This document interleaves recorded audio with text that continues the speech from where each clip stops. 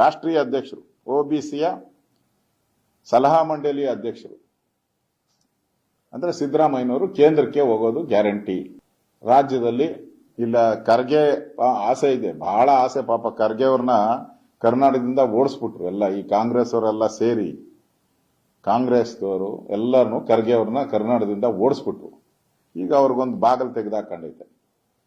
ಖರ್ಗೆ ಬರ್ತಾರ, ಸಿದ್ದರಾಮಯ್ಯ ಬರ್ತಾರ, ಪರಮೇಶ್ವರ್ ಬರ್ತಾರ, ಯಾರು ಬರ್ತಾರೆ? ಬರೋದಂತೂ guarantee D K Shivakumar main list ಅಲ್ಲೇ ಇದ್ದಾರೆ. ಡಿ ಕೆ ಶಿವಕುಮಾರ್ ಒಟ್ಟಾರೆ ಈ ಸರ್ಕಾರ ಇನ್ನೆರಡು ವರ್ಷನೂ ಕೂಡ ಇದೇ ಅತಂತ್ರದಲ್ಲೇ ನಡೀತದೆ.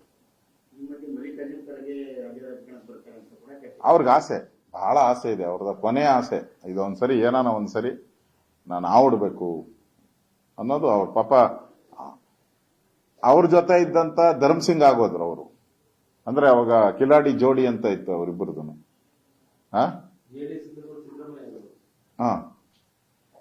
ಪ್ರತಿ ಸರಿನೂ ದೇವೇಗೌಡರು ಪ್ರಪೋಸ್ ಮಾಡಿದಾಗೂ ಕೂಡ ಖರ್ಗೆ ಅವ್ರಿಗೆ ಮುಖ್ಯಮಂತ್ರಿ ಪದವಿ ಮಿಸ್ ಆಗೋಯ್ತು. ಅವಾಗ ದೇವೇಗೌಡರು ಹೇಳಿದ್ರು ಅವ್ರನ್ನೇ ಮಾಡಿ ನಾವು ಬೆಂಬಲ ಮಾಡ್ತೀನಿ ಅಂತ, ಅವಾಗೂ ಅವ್ರಿಗೆ ಸಿಕ್ಕಿಲ್ಲ. ಪ್ರತಿ ಸರಿ ಹತ್ತತ್ರ ಬರ್ತಾರೆ, ಕೊನೆ ಮೂಮೆಂಟ್ ಅಲ್ಲಿ ಅವ್ರಿಗೆ ಕೊಡ್ತಾರೆ.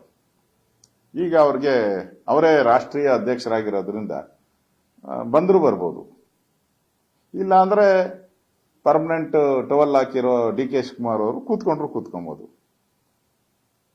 ಒಟ್ನಲ್ಲಿ ಇದು ಮ್ಯೂಸಿಕಲ್ ಚೇರ್ ತರ ನಡೀತಾ ಇದೆ. ಮ್ಯೂಸಿಕಲ್ ಚೇರ್ ಇದು.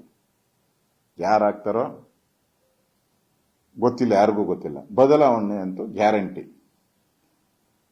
ರಾಜ್ಯದಲ್ಲಿ ಏನೋ ಈ ಸರ್ಕಾರ ಬಂದ ಮೇಲೆ ಅಭಿವೃದ್ಧಿ ಆಗುತ್ತೆ ಅಂತ ಜನ ತಿಳ್ಕೊಂಡಿದ್ರು.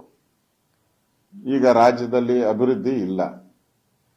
ರಾಯರೆಡ್ಡಿಯವರು ನಿನ್ನೆ ಸ್ಟೇಟ್ಮೆಂಟು ಮಾಡಿದ್ದಾರೆ. 2,000 ಬೇಕಾ, ರೋಡ್ ಬೇಕಾ ಅಂತ ಕೇಳಿದ್ದಾರೆ. ಪಾಪ ಪುಣ್ಯಾತ್ಮ, ಅವನೊಬ್ಬ ಕರೆಕ್ಟಾಗಿ ಹೇಳಿದಾನೆ, ಸತ್ಯ ಹೇಳಿದಾನೆ. ಅವನಿಗೆ ನಾವೇನ ಅಧಿಕಾರಕ್ಕೆ ಬಂದ್ರೆ ನಾನು ರಾಯರೆಡ್ಡಿ ಅವರಿಗೆ ಒಂದು ಪ್ರಶಸ್ತಿ ಕೊಡ್ತೀನಿ.